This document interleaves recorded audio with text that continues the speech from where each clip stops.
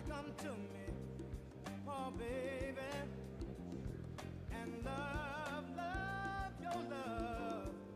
Tell me, were you hiding from me all the time?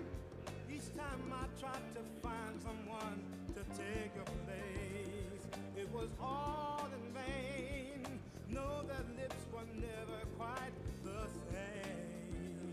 No, baby, when I was kissing someone new, deep inside I was missing you. Oh, baby, you made me fall in love with you. Now I don't know just what I'm gonna do. Oh, honey, I looked out into empty space, and all I saw was your sweet face.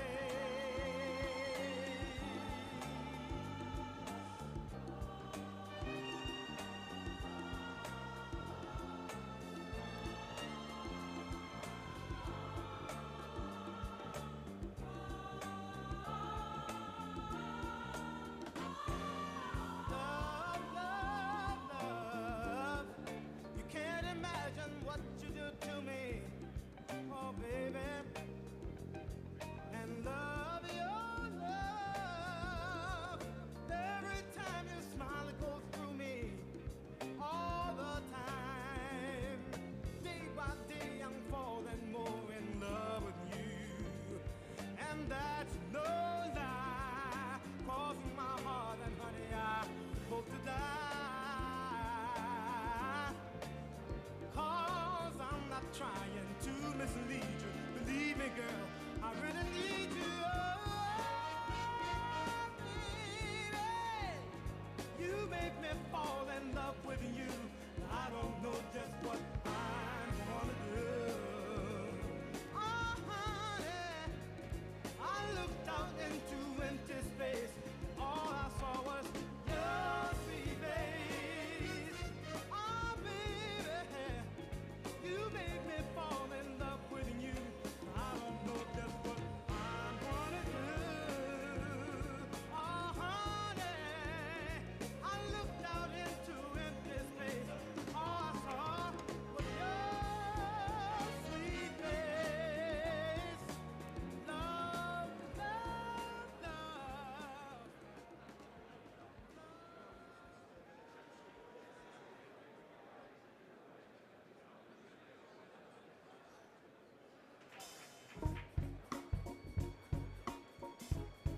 Yeah, yeah.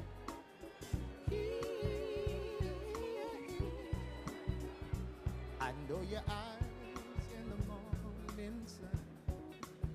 I feel you touch me in the pouring rain. And the moment that you wander far from me, I wanna feel my arms again. And you come to me on a summer breeze, keep me warm in your love, then you softly, and it's me. Sure, how deep is your love? It's your love. It's your love. I really need to learn, 'cause we live in a fool world, yeah, breaking us down, yeah, when they all should let us be. We belong to you and me. I believe in you. Yeah. You know the door to my very soul. You're the light in my deepest, darkest hour. You're my savior when I fall. And you may not think that I care for you when you know deep down inside I really do. Maybe you need to show how deep. Good morning. Hope. Pretty weak. Pretty weak. I don't know that there's ever been so much PT done on the streets of downtown Huntsville as over the past 3 days. That's a good thing for for the United States Army. Well, welcome to day 3, the stalwarts that have hung in there for all days, and I'm glad that you have, because today's sessions all 3 presentations are vitally important for the future of the Army. So we're very, very thankful that you're here. We hope that you are well fed and caffeinated, thanks to Lockheed Martin and their coffee service. I want a round of applause for them. We're going to waste no time this morning and get kind of right into the meat and the heart of this subject. We've heard from the Secretary, the Under, the Vice. We've heard from a couple of the cross-functional teams about the requirements development and the vision for Army Futures Command and the way ahead. But ultimately, at the end of the day, the Army's got to acquire stuff. And so today, this morning, to kick us off, we're very, very pleased to hear from the gentleman who has that responsibility to manage the Army's acquisition system, well known to all in the Army, a great friend of the Association of the United States Army, and kind of the father of the Innovators Corner, if I could say that. Please welcome the Assistant Secretary of the Army for Acquisition, Logistics, and Technology, Dr. Bruce Jette.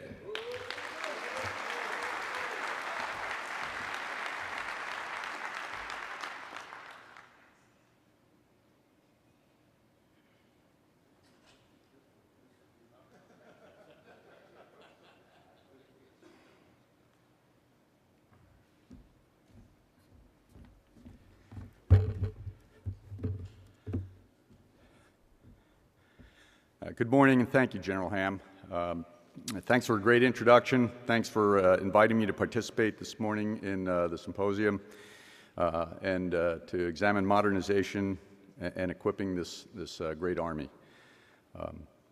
We recognize the need to collaborate closely with our industry and academic partners in accomplishing these modernization goals and making our soldiers the most lethal and formidable force on the battlefield. Collaboration is one of the chief reasons why being here is so important. This open exchange that we have here gives us the opportunity to interact and collaborate with industry from the Army side and the industry side. So let me stop here just a second. I'm really terrible at reading speeches. And so I'm going to deviate because, frankly, when we put speeches together, they're a little bit, there's not a lot of flavor in them. So what I'm going to do is I'm going to provide a little bit more detail, a little bit more meat than maybe we have provided in the past. Many of you know me. I'm pretty straightforward, and I like to just tell it like it is. So let me first talk about this business about collaboration. AUSA gives us a wonderful forum to be able to do that. I think I'd probably have to extend some apologies to a few of you because I was supposed to try and get to your booths. If you invite me, I'm going to try and get there. Unfortunately, a lot of you invited me, and there's just so many hours in the day. So I will try and make sure that either I get there or my principal deputy gets to the booth. But this is in keeping with what the Secretary of the Army has also put forth. He wants us to reach out to industry. He personally reaches out to industry. We have at least once a week meetings with industry. He does. I attend, often the chief or the vice or both, and the under.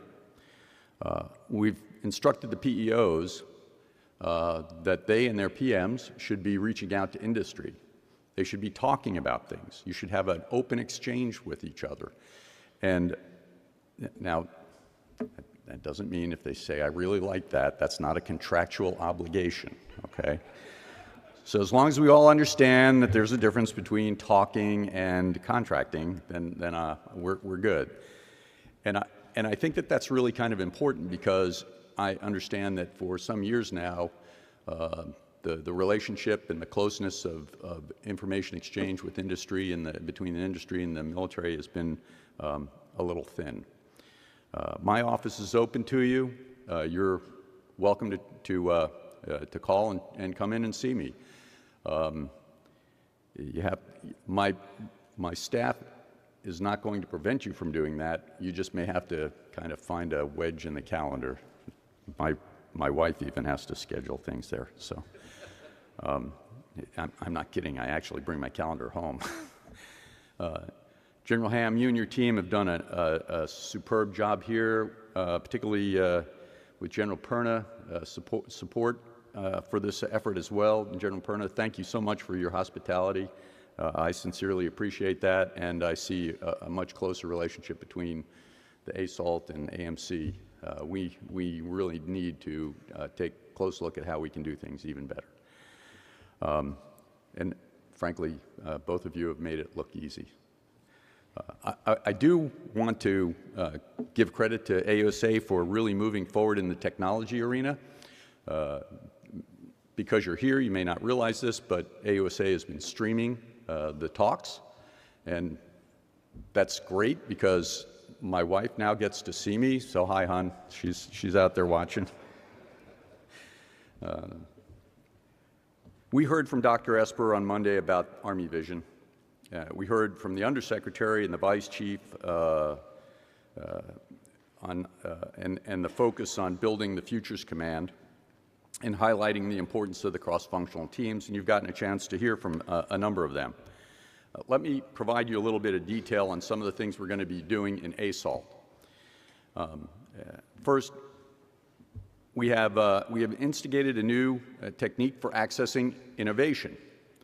I hope you had an opportunity to go to Innovators Corner. I do have a little bit of a love for that place. Monday, while I delivered opening remarks there, I announced a new initiative, the Army Technology Incubator and Accelerator.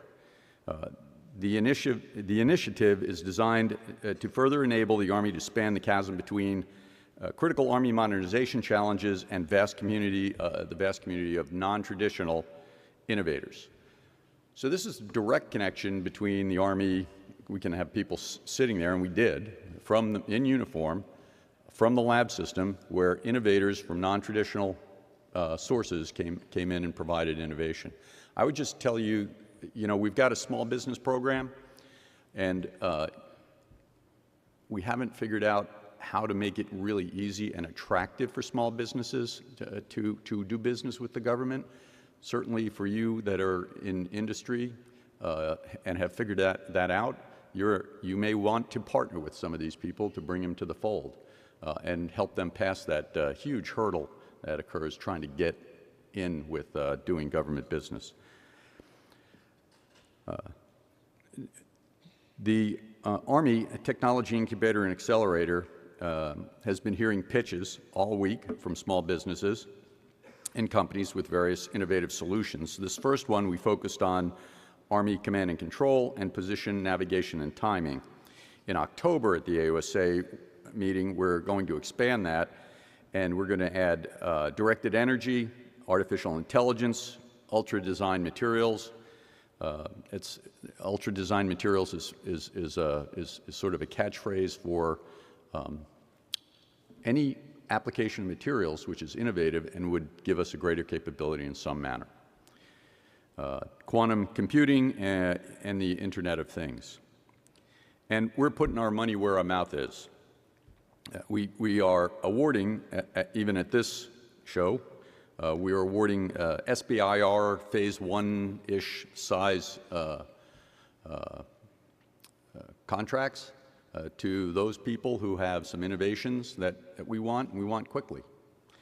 So what we're trying to do is something akin to a Shark Tank. The Secretary had a great deal of interest, and we're making this work. Right now, we're focusing on AUSA because it's a great venue for us to start this. We'll probably have other venues outside of AUSA where we make it easy, again, for the innovators to come to us. The Army needs that private sector innovation. We no longer have the luxury of ignoring technology development in the commercial sector. We want to focus the laboratories and our research and development funding against two areas. One, we need to have enough people in the system that understand the technologies, so there'll be an educational process. They're not doing the research that people are doing on the outside. They're not mimicking or repeating the technologies that are being developed commercially. Instead, what they're going to be doing is making sure they have a knowledge base sufficient to be able to examine the ways we can apply it more effectively. But the second area, and probably the biggest focus area, is going to be putting our money against those research areas that we need that are military unique and not going to be found in the commercial sector. So we've already begun moving out in this area. The first thing is there's been a significant realignment in research and development funding that the Secretary, the Undersecretary and the Vice have done one round of realignments already. The idea is to put the money not on various projects that may have been growing with a life of their own, but instead bring that money back against the top 6 priorities that you've heard so much about. I have on my desk, and will probably sign next week, a new policy. I've got several of them actually, so I'm going to tell you all about them for the first time here. Money. I think a few of you probably would like to know about money. So the first thing is the way we manage the research and development funding. As I said, the biggest issue is it's going to be put against the priorities. The second thing is how we give our greater guidance and clarity and more freedom to our researchers, particularly the lab directors. So we have something that we're looking at is called 60-40, 80-20. That's kind of the inside discussion. What it means is you take your funding, particularly for 6162 funds, 60% of that money should be able to is going to be spent on projects where you can see a relatively clear relationship between whatever that research is and some militarily unique application. There's 40% of the funding that the lab director has pretty good discretion to spend it against any project that he or she thinks is the appropriate application of the funds. So why are we doing that? I want the lab director to look for those innovations we just haven't predicted, or have a tenuous but a connection to maybe an application that we can see, but on the other hand would provide a huge payoff. My example is if somebody comes in and they say, hey, I want to do research, I believe that tutus on tankers will really improve their aiming. Okay, show me a little bit of the linkage. Help me to see that this is going someplace, and it may be really fruitful. And if they can do that, the lab director has the freedom to do that. We can't predict, we can't incrementally engineer breakthroughs, and that's what we're trying to do, is give them the freedom to do that. The same thing occurs with 6364 money, except the connection's a little bit tighter, 80%, 20%. And of the 80%, we want them to have some sort of a linkage to a program of record or some effort and make an agreement. And I'm going to talk about that as another piece of our policy. When we're doing research and development, we want to put in stage gating methodologies. It's used a lot in the commercial sector. Stage gating means, okay, I've got a concept for research and development. I think, here we are here. I think we can get to here. It may take this long, this much money, and you break it into a couple of pieces at critical points so that you can proof out your pathway and make decisions. Does it make sense? Should we keep going? At that stage, we have a gate, and the gate is there so that you can come in. If you come in, let's say it's going to be 3 months, we're going to have a stage gate. Researcher comes in, presents his data or her data, and then the lab director and whatever panel he or she may have formed can make a decision as to whether or not did the researcher achieve the objective set for that gate. If not, and there's a need for perhaps a little bit more funding, a little bit more time, they can make a determination as to whether or not that's a good investment and say yes, or they've got an off-ramp right there. And maybe cancel the 2-2 research program. So a couple of those different gates along the way, and it's a much better managed program. You don't have to have the earned value type program that you would for a normal acquisition project, but instead we also have a little bit more ability to understand how's our research progressing as we go along, and give the lab directors and the commanders a better ability to keep track of what's happening with their efforts. So readiness, the Army's been focusing on improving near-term readiness while making incremental upgrades, and many of you know about that. But now we need to develop new capabilities, modernization. Let me return. I've got one other piece I want to make sure you understand. And it goes back to this issue where we've got 6.3, 6.4 money that's gone into research for, you have to have a relationship between your program of research and a PEO or a program office. We've done that for years. And what we've done when we do that is we get to the research point. This poor program manager is trying to rush off to get to that point where they're actually putting something in the field. They've got a schedule, cost schedule, performance and risk. They're managing all of that. Yeah, I remember I signed something a year ago about this new doohickey, but I've got an old doohickey and it works fine as far as I can see, and it's not going to get in the way of my schedule. In comes the researcher, finally gets to that point where they have a mature technology and they want to transition it. And they walk up to the PM and say, hey, I got a new doohickey for you. And the PM goes, don't bother me. And then nothing happens. The researcher's frustrated, the PM is annoyed, and then the leadership gets upset. And all of you know this is called the valley of death. Okay? You got a technology that's developed, and you got a place you want to use it, but you have no transition. So what we're going to be doing, and frankly, my assessment of that is a poor leadership at the senior level, my office. Okay? So we're making a change there as well. What the change is going to be is that we're going to establish a fund specifically to cross the valley of death. Now, it's not infinitely large, which means we're going to have to be selective on those things that we're actually going to transition from research to programs. So, for example, General Perna would sit there and say, okay, one of the guys has this project, he's got it done, it's ready, and do we want to actually put it into that program? And I asked the PM, what's it do to your program? He says, if I do that, it's going to slip me 6 months. It's a leadership decision. We decide it's worth it. We do it with our eyes open, and we don't throw that monkey on the back of the program manager or the researcher. And then we fund the transition. There may be 20 transitions that are ready to go. We may only want to fund 5, but at least we'll have done so deliberately and with forethought. The idea here is to try and, this is the problem. Many of you know I was in the Acquisition Corps for a long time.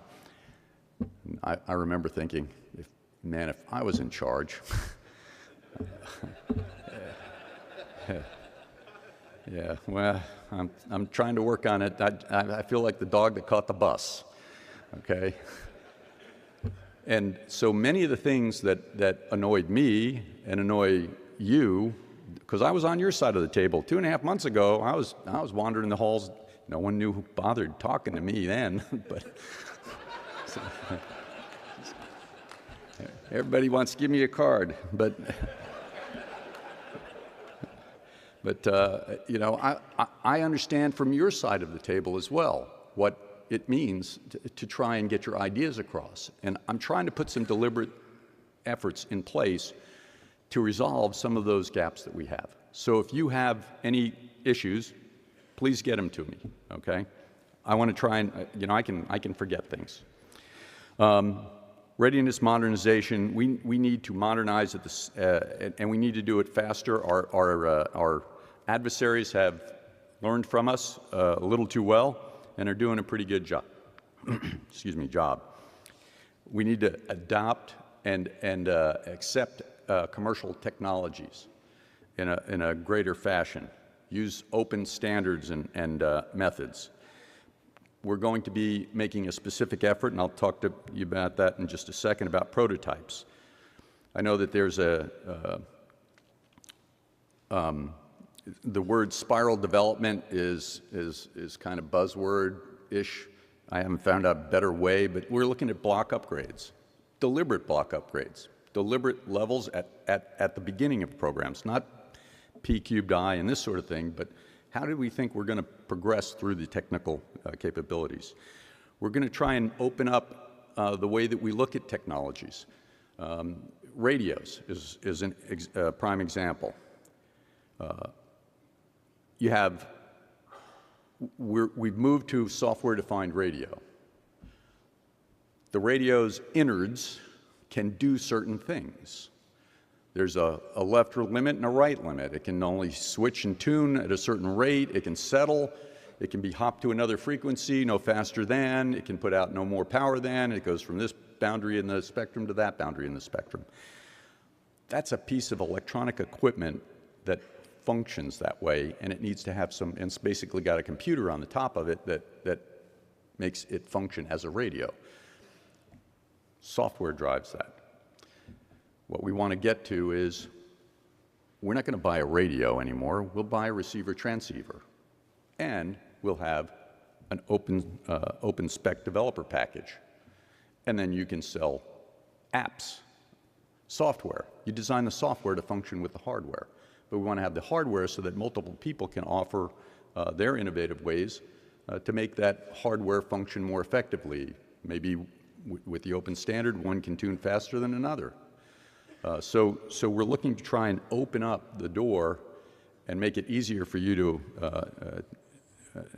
work in the different technology areas, and for us to start leveraging the approach that's being taken in the commercial sector. I mean, I took my phone and left it back in the little place I've got here so that it didn't ring, but I mean, you all know, you pick that up, you find an app, you want to load it on there.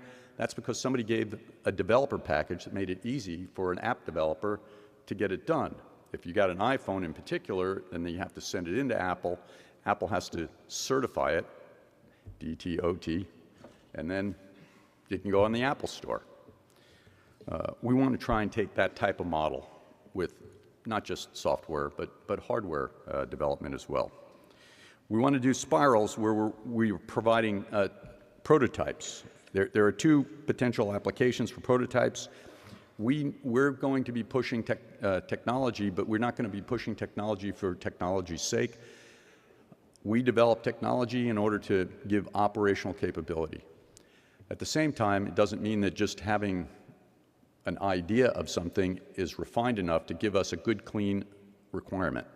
And all of you know the frustration of getting a requirement document that's muddy.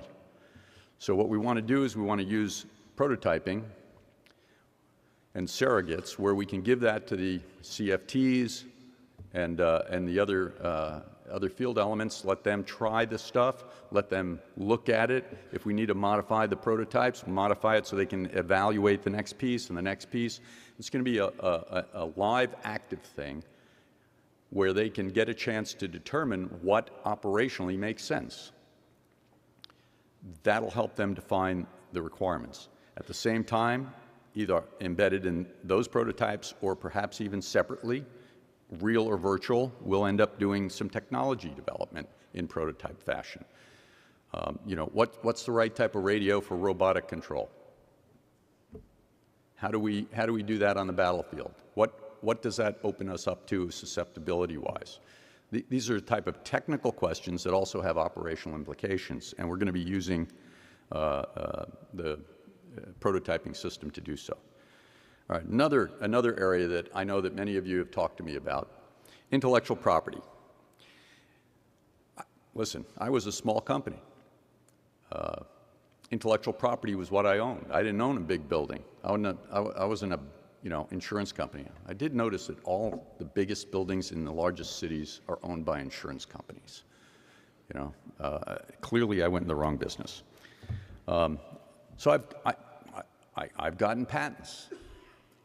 I don't like it when people take my work and they steal it, essentially. I don't want to steal your work and your intellectual property development, but I do know that we've been sloppy on both sides of the table on how we manage our intellectual property. So you come in and you say, you need to pick me for this project because I'm going to bring this to the table. That's intellectual property I use my IRAD to develop. And what you'll do is you'll pay to develop this piece. And then we got to integrate it, and the next thing you know, we're both locked together. And it's messy. And, you know, the government starts using your IP, you start using the government's IP, we can't get extricated, and we begin having unpleasant conversations. I want to go to the more commercial model. I mean, I've done this on the outside. Show me the box that's your IP. Put that in the bid. Show me what the limits of that is. Show me your goes-intas. Show me your goes-outas. Show me the functionality. I don't want to know what's in the box. That's yours. Tell me what you want to do for licensing. I'm willing to look at licenses. Okay? We can have conversations. Do you maintain it? Do you want me to maintain it? What's the price? Then I'm going to design the box that goes next to it. And instead of this, we're going to do this. Your goes-outas or my goes-intas. If I pay for it, I own it. If you pay for it, you own it. If you find another application, potentially, I'm going to fix our deficit problem here. If you find that you've done something, I'm paying you licensing fees, and we built something, and our goes-intas and goes-outas provide you a new opportunity, and you want to apply it commercially, you want to apply it to another effort, I'm willing to talk about licensing fees. You know, most people don't realize that, but the government can get paid for their intellectual property. So I want to make sure that we both treat each other honestly and fairly. I've been working on a presentation to my PMs and PEOs. It's not just going to be the PMs and PEOs, but all the workforce. The government generally behaves that if they see intellectual property, you know, some of the best intellectual property, once you see it, is, I would have thought of that. In fact, I think I did think of that. And then all of a sudden, you've had this private conversation, and the next thing is, you know, it's on the internet, or it's in an RFP, fully exposed.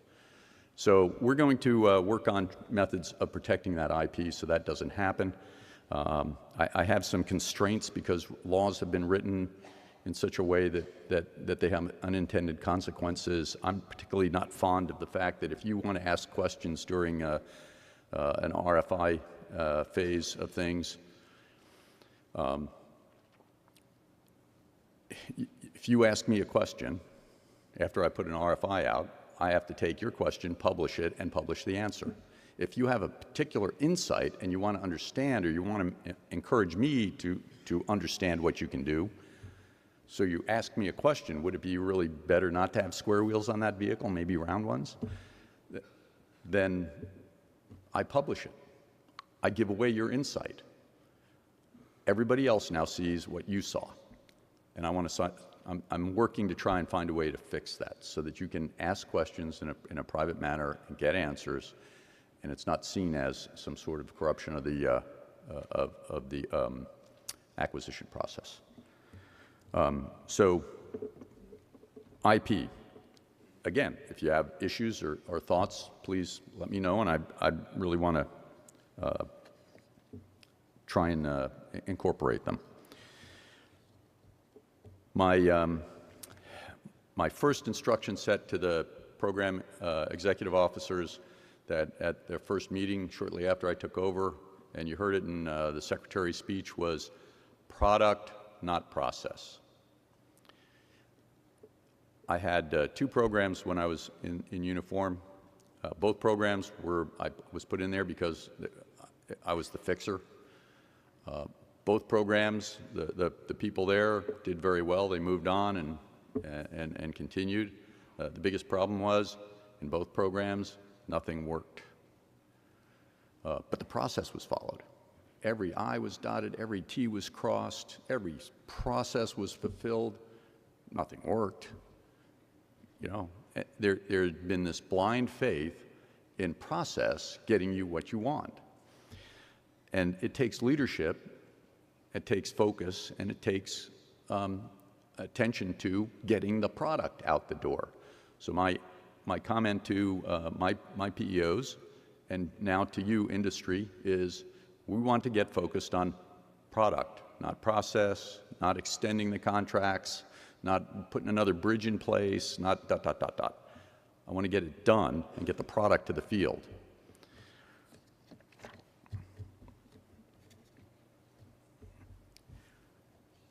I've also given them a little bit more clear guidance about how to go through their acquisition process. I've given them some clear guidance on risk management. Probably too long a discussion to put here. But if anybody has an interest, I'd be happy to tell you some of the latest discussion points that I've given them. There'll be an article. Maybe I can increase the sale of AT&L magazine here. I'm going to be putting an article that'll explain some of this in one of the magazines. Funding. Anybody here interested in funding issues? Okay. So profit. Okay.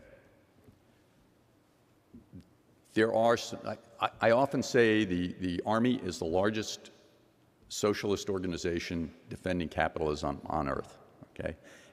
It doesn't matter if I really am good, I get the same paycheck. If I really work hard, I get the same paycheck. I get the same paycheck as a guy who's not so good and doesn't work so hard. So money is not the big motivator on a personal basis.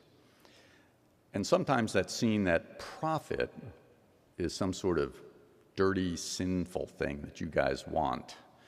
And that only gets embellished by television because, you know, everybody's ripping everybody off to make huge profits, and then they're buying, you know, boats and things. Now, I made profit. I made some nice profit. I still don't own a boat, but I have learned how to fly an airplane. That has been fun. So I want, and there are people and places in the Pentagon that are making a specific effort to try and stub profit. And fortunately, we have a lot of very business-savvy people in the leadership roles related to acquisition right now, and they're kind of realigning that philosophy, and I'm one of them. Here's my issue, okay? You behave as a reflection of us. So we don't like you to make too much profit, so we're going to make sure that you only make small amounts of profit. But what we're also going to do is we're going to have allowables and non-allowables. And non-allowables you got to take out of your profit, but the allowables, here's the list of allowables. So you bury that into allowable charges for G&A and overhead. When you do, there's a 10% profit on all these allowables too. Well, in commercial sectors, there's basically the cost of doing the work and the money you get coming in. And the difference between that is your gross profit. And then you start taking a lot of those allowables out of that. And yeah, some places the corporate jet comes out of that too. And other places, your real estate taxes come out of that. So your profits sometimes look much bigger on the outside than they do on the inside, but those are those gross profits. How does the commercial sector versus the defense sector work their profit line? Because I'm limited, you know, I mean, you all know, 10% is about where you ever end up. And if you got a service contract, it's much less than that. So you've got these thin margins of real net profit, actually. So what do? I want to have one contract as long as I can get it, because as you know, profit is, so I'm going to be a little bit of a geek here. It's the area under the curve, okay? I can only get 10%, but the longer it goes, the bigger my profit. It keeps adding up. So I want more profit. For the corporation, what do? I get a second contract. And I make that as long as possible because I make the area under the curve, because I have a very small margin. and I do it again and again and again. I make a fair amount of money, but it tends to encourage you to take a long time to get done, because that's how you make the profit. Business, on the outside, has a different model. They want a reasonable profit, and they want it quickly. The sooner I get done, the sooner I can go make another contract where I make another reasonable profit. So I'll take 20% over the 10%, and I'm going to get done in half the time. I want to start looking for contracts where we can do that. If you see that you've got a contract currently negotiated with a 10% margin on it, and we can drop that thing from 4 years to 2 years, we can discuss rewickering the profit margin on it. That's going to save me G&A and overhead. It's going to get you a better margin, and it's going to turn around and get us free up funding so that I can get things done in that second 2 years that I couldn't have otherwise gotten done, which might be another contract for you. But you're still getting the profit. In fact, you got a little bit more profit than you would have thought you were going to get with this layered approach. So I'm very open to trying to look at how we can improve your profits, as long as you improve my deliveries. So I think I've yammered on for quite a bit. I hope I've given you a little bit of a meaty discussion here. I'm very open to hearing what you might have to say about it. I'm a little fearful of what you might have to say about it. We need readiness. We need things now. I often say that I've got 3 kids in the Army. It's kind of funny. My daughter is the Force Mod officer for the 101st Airborne Division. Boy, she definitely knows my text number. And Dad, you gave us this. So I get a lot of help. I just think I just opened the door to all of you doing the same thing. So okay, that's fine. I got pretty good thick skin. Readiness is critically important. But modernization is essential to us remaining ready. Today's modernization is tomorrow's readiness. We can't do that without all of you. And so I just am asking you, help me help you do it better. I understand some of the things on your side. I understand some of the things you wish I didn't understand on your side, too. I understand the need of the Army, and my heart and soul is behind trying to make this country so strong that nobody dares to threaten us or attack our interests. So as long as we both have that same objective and goal and we can come to a reasonable agreement, we'll get there together. So let me do this. Let me open up the questions. We're done. Okay. All right. If you want to ask questions, you got to chase me in the hall. Thank you.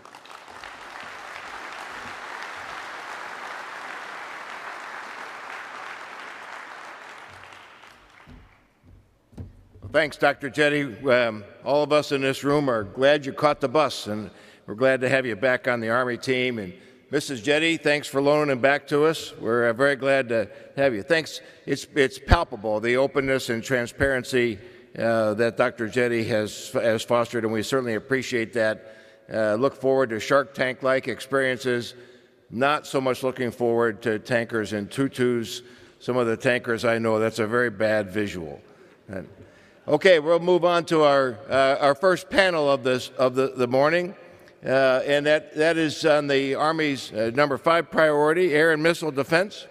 Come on up. And we're very, very honored this morning to have a great panel assembled. The panel will be chaired by the senior mentor for air and missile defense, Lieutenant General Jim Dickinson, the Commanding General of the United States Army Space and Missile Defense Command. General Dickinson, we're glad that you are here. And with some trepidation, I'll introduce the panel moderator, Lieutenant General retired Dick Formica, Vice President, Caliber Systems. General Dickinson and General Formica, please a warm welcome for the Air and Missile Defense panel. Thank you. Good morning. General Ham, thank you for that introduction for this panel. And Thank you, General Perna, and to all the leaders, past and present, who are in attendance. What a great week it's been for us as AUSA has partnered with AMC, with Team Redstone, with the Huntsville-Madison community to bring this Global Force Symposium here to this great location so that we can address the challenges and opportunities of modernizing and equipping America's Army for today and tomorrow. In addition to thanking AUSA for this symposium, this is always a good opportunity to look AUSA and all of its staff in the eye and thank you for what you do for our Army, for soldiers and families each and every day. Thank you, AUSA.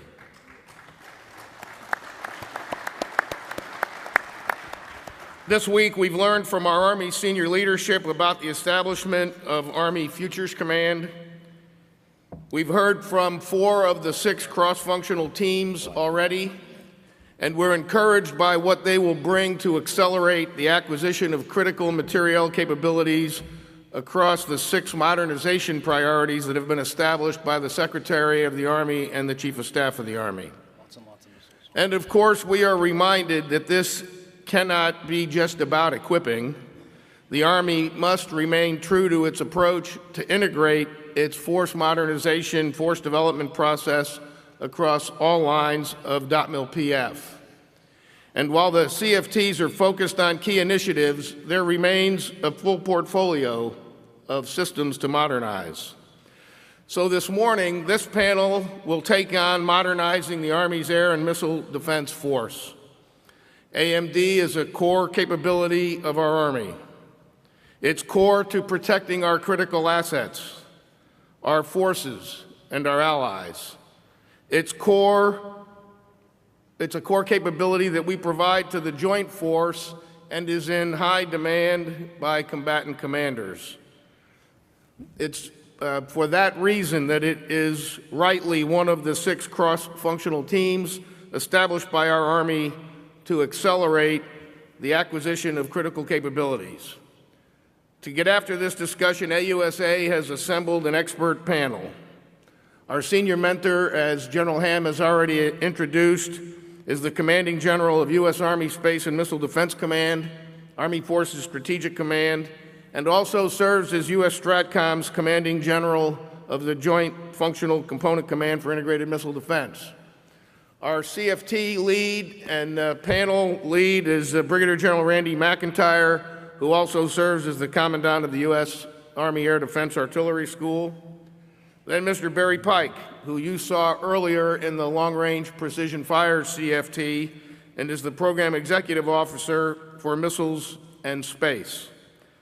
Dr. Tom Carrico is a Senior Fellow at the Center for Strategic and International Studies, CSIS, and he serves as its International Security Program Director of the Missile Defense Project. And then finally, Mr. Bill Colson brings experience as the former Director of the Tech Center in the Space and Missile Defense Command, and he currently serves as the Director of the Senior College Fellowship at the Defense Acquisition University here in Huntsville, and you may have heard a little bit about that from Mr. Lum at the Long Range Precision Fires panel. So we'll get started, and I'm pleased to introduce our senior mentor, Lieutenant General Jim Dickinson. Thanks, General Formica. Good morning. Good morning. All right, it's a great day to be an air and missile defender, right? All right. Yeah. General Ham, thanks again for putting on a great week here. I want to particularly thank you and your team for what you do for Army air and missile defense. We just had a AUSA Hot Topics for Integrated Air and Missile Defense a few weeks ago. We were very pleased that we got the opportunity to have General Hyten, my boss, speak at that particular Hot Topics, and I think we were very successful in that endeavor a couple of weeks ago, along with all of the dinners we do throughout the year where we pull in industry as well as warfighters and exchange good ideas. So in fact, we've got one coming up next week. So General Ham, thanks for what you do for integrated missile defense every day. General Formica, I do have to put a plug in for you. Really wearing a suit these days with a tie, but really supporting the warfighter almost as much today as you did while you were on active duty. And thanks for what you do each and every day for Army integrated missile defense. So today, we're going to talk for a few minutes, and my purpose this morning is to provide some strategic framing, if you will, for this panel. And this is truly a good time to be in air and missile defense. And I would tell you from a joint perspective, but I won't talk too much about that this morning. I'm going to talk from an Army air and missile defense perspective, because it is a great day to be an Army air and missile defender when you look at all the support and advocacy that we get from the greater community, from all the way from Capitol Hill, and we saw that last week with the passage of the appropriations and the budget, where the Army Air and Missile Defense got a very good, sizable budget that we will be able to work with this year, as well as the advocacy that we get from the combatant commanders and certainly from the Army leadership, which I'll talk about here in a few minutes. So it is an honor for me to be the senior mentor on this panel today.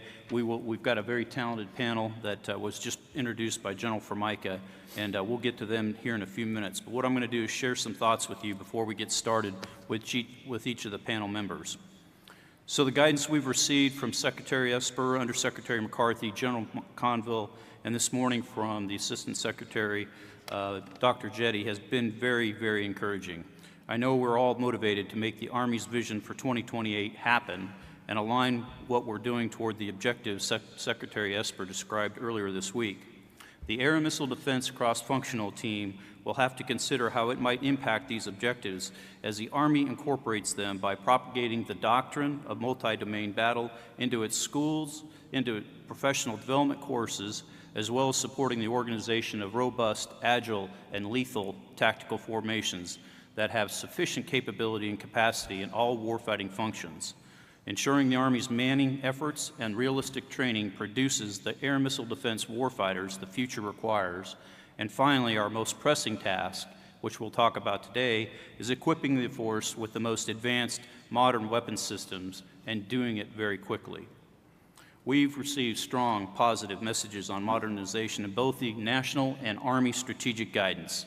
The National Security Strategy and the National Defense Strategy are clear that the U.S. military must do more to maintain and advance our lethality and technical advantage, and we must do it faster.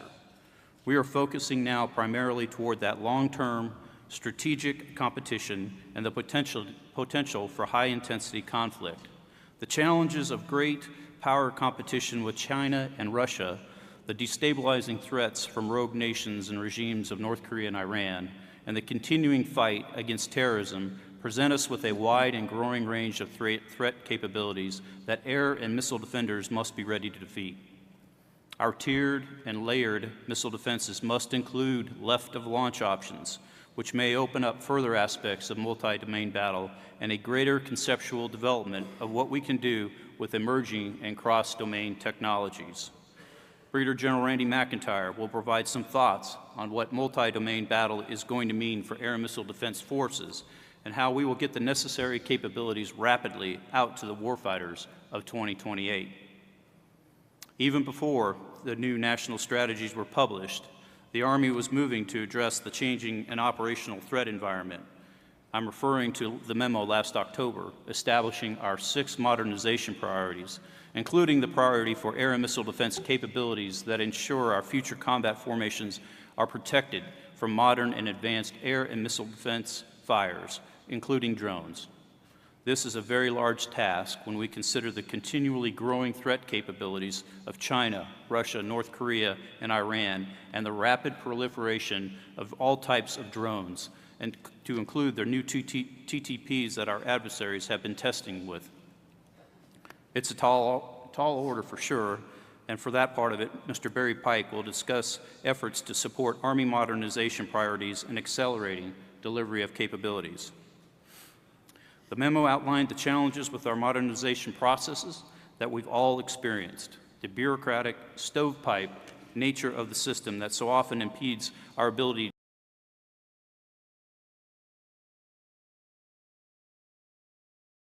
last November at the 3rd Annual Future Combat Vehicles Conference.